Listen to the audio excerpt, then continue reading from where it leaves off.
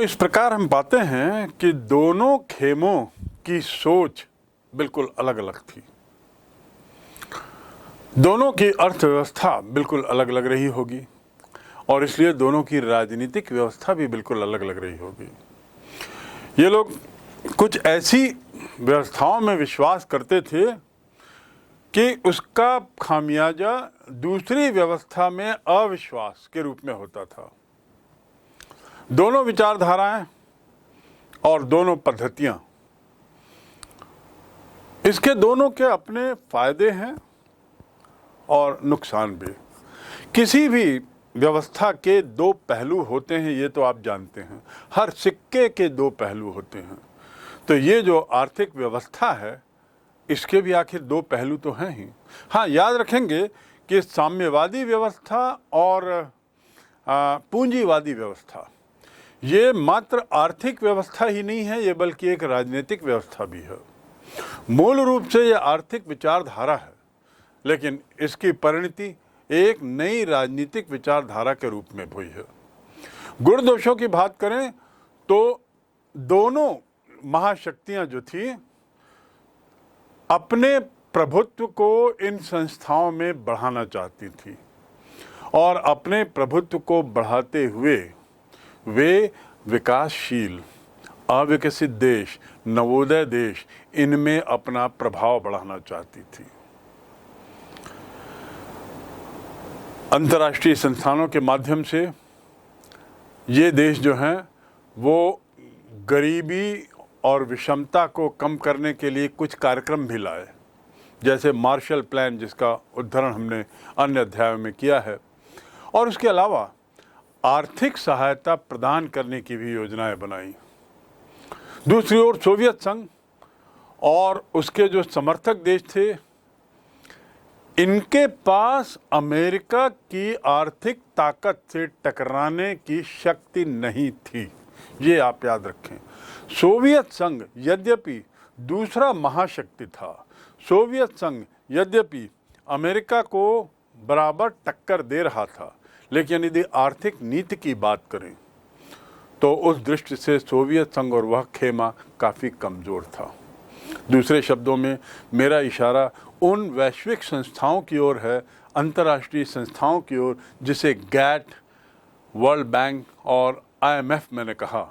इन संस्थाओं के माध्यम से पश्चिमी जगत अपना प्रभाव नवोदित राष्ट्रों में बढ़ा रहा था और उसका परिणाम तनाव, क्योंकि सोवियत संघ इस तरह के बढ़ते प्रभाव को लगातार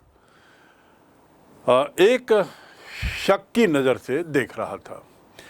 प्रतिद्वंद्वी महाशक्तियां और इनके बीच की बढ़ती प्रतिद्वंदिता हथियारों के होड़ को जन्म देती है। वैज्ञानिक शोध हथियारों की ओर अग्रसर हो चलता है और इस शोध में भी प्रतिस्पर्धा बढ़ती चली जाती है। हथियारों के लिए शोध में, सैन्य क्षमता को बढ़ाने के लिए होने वाले शोध में खर्च बढ़ रहा है। परिणाम क्या होता है कि सोवियत संघ और वो खेमा जो वैसे ही आर्थिक दृष्टि से कमज़ोर था, वो और कमज़ोर होता चला गया।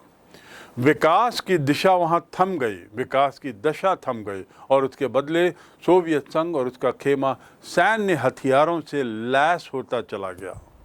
नए नए हथियार ईजाद होने लगे और तो और इन दो खेमों के परिणाम स्वरूप दो तरह की सैनिक संधियों वाले गुट का भी जन्म हुआ, जिसे नाटो एक और सोवियत संघ के खेमे में वॉर्सो पैक्ट के रूप में जाना जाता है।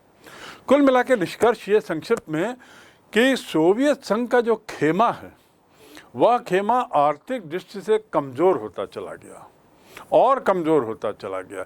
विश्व शक्ति बना रहा, पर शक्ति किस मामले में? भौगोलिक क्षेत्र के मामले में। शक्ति किस मामले में? जनसंख्या के और संसाधन के मामले में।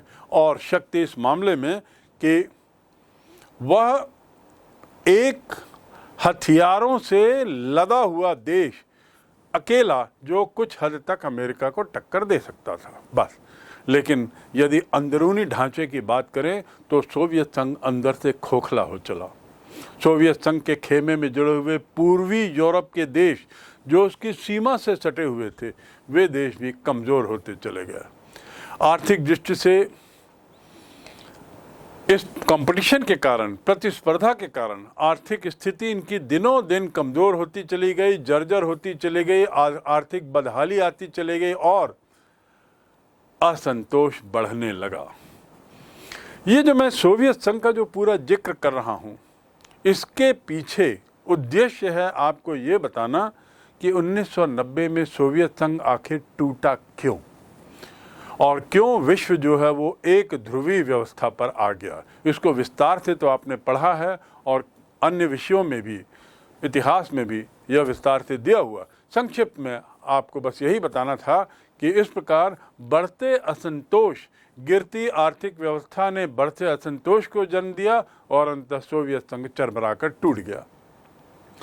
ये घटना 1990 की है, विखंडन की घटना, और महाशक्ति के रूप में इसकी जो प्रतिष्ठा थी वो समाप्त हो जाती है। दूसरी ओर पाश्चात्य देश, उनका क्या होता है? पाश्चात्य देश इस घटना को किस रूप में देखते हैं, और यही जो बदलाव है वो वैश्वीकरण की ओर पूरे देश, पूरे विश्व की व्यवस्था को ले जाता है। जैसे ही सोवियत संघ विघटित होता है, ये देश स्वतंत्र होते हैं, 15 नए देश सामने आते हैं, साम्यवादी व्यवस्था समाप्त होती है और नवोदित राष्ट्र भी अब सोचने लगते हैं कि वो किस तरह की विचारधारा के अनुयायी बने। तो संयुक्त राष्ट्र अमेरिका और संयुक्त राष्ट्र संघ ये सामने आते हैं और अपने तरीके से इन देशों को प्रभावित करने का प्रयास करते हैं। चाहते हैं कि इन नए देशों के साथ हमारे आर्थिक संबंध स्थापित हों, इन नए देशों के साथ हमारे साथ वैचारिक तादात्म्य हो।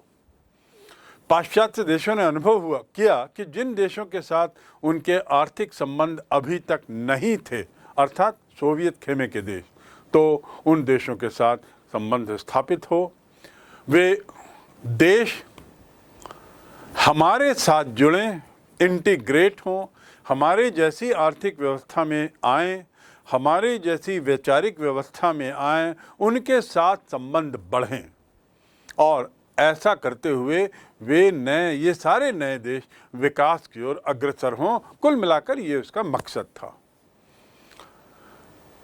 गोर्बाचेव, जो सोवियत संघ के 1990 के विघटन के समय सोवियत संघ के मुखिया थे, उनके शासनकाल में साम्यवाद के पतन की प्रक्रिया सोवियत संघ और पूर्वी यूरोप में शुरू हो गई थी।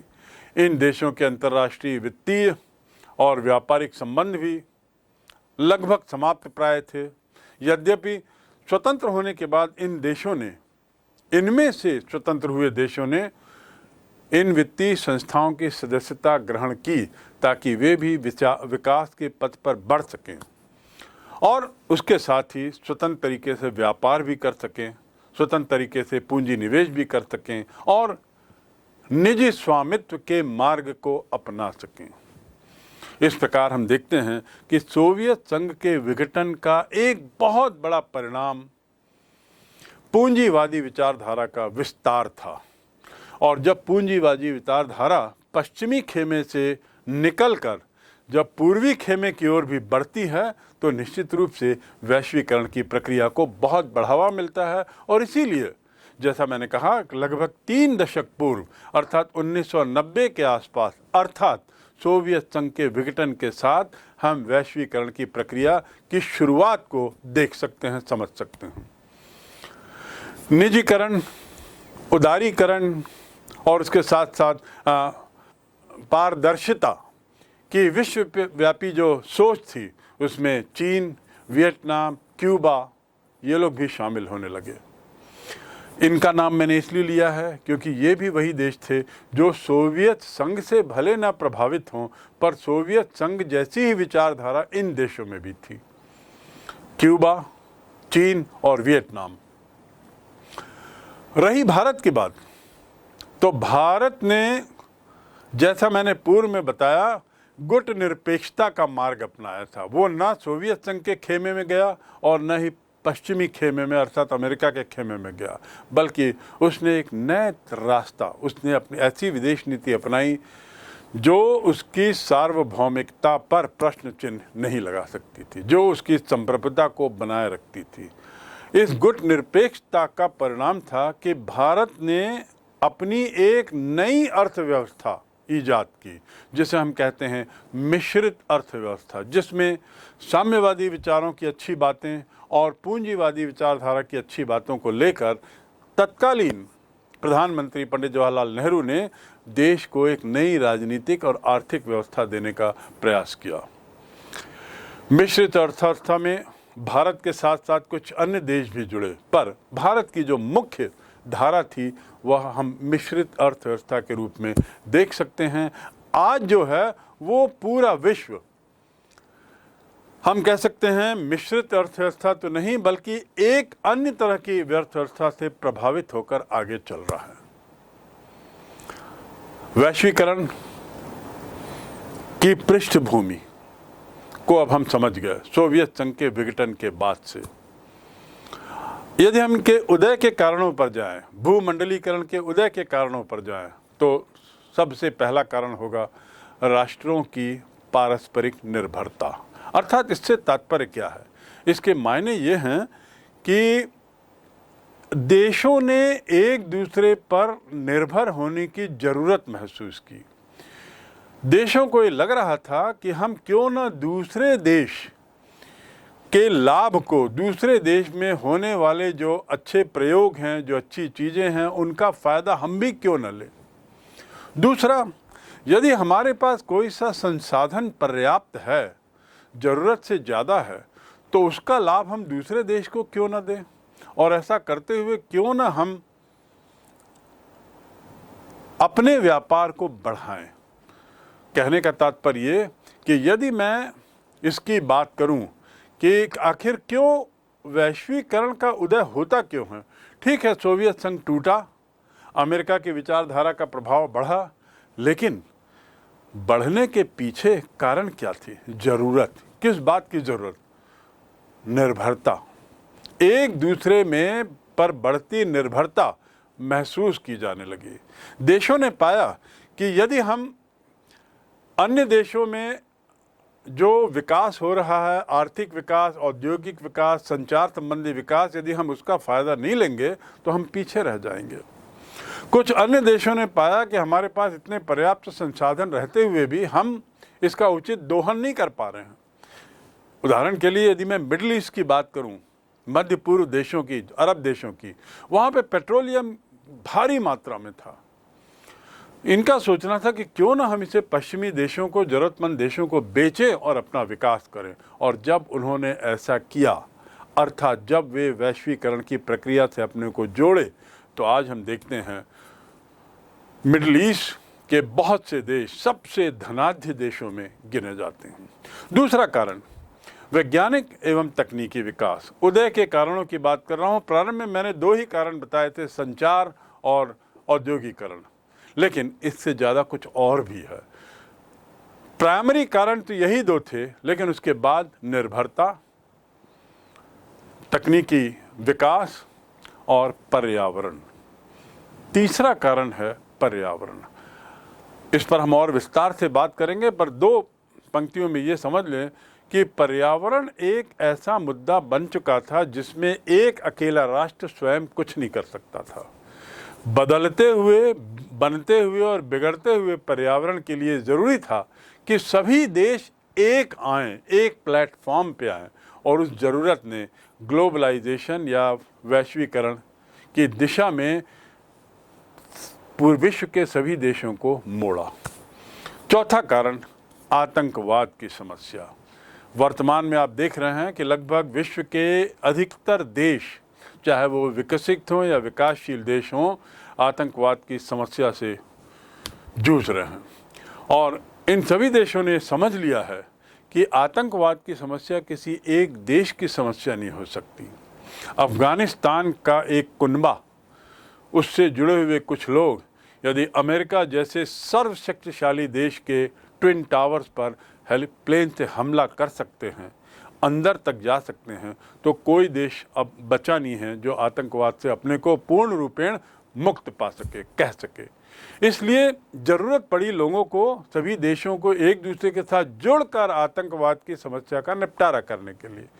इस प्रकार आतंकवाद की बढ़ती समस्या और एक दूसरे पर बढ़ती निर्भरता, इसने भी भूमंडलीकरण या वैश्वीकरण के उदय में एक मुख्य कारण की भूमिका निभाई है। इन कारणों के अलावा यदि संक्षिप्त में बिंदुवार कुछ और बात करें तो मानव विकास, उसकी ज़रूरत, मानव की विकास की ज़रूरत, खासकर जब मानव विकास की परिभाषा बदल रही है, लोकतंत्र की रक्षा की ज़रूरत, व्यापार में वृद्धि की ज़रूरत, श्रम मानक निर्धारण की ज़रूरत, मानवीय अधिकारों की रक्षा संबंधी मुद्दे, ये भी भूमंडलीकरण का मार्ग प्रशस्त कर रहे हैं।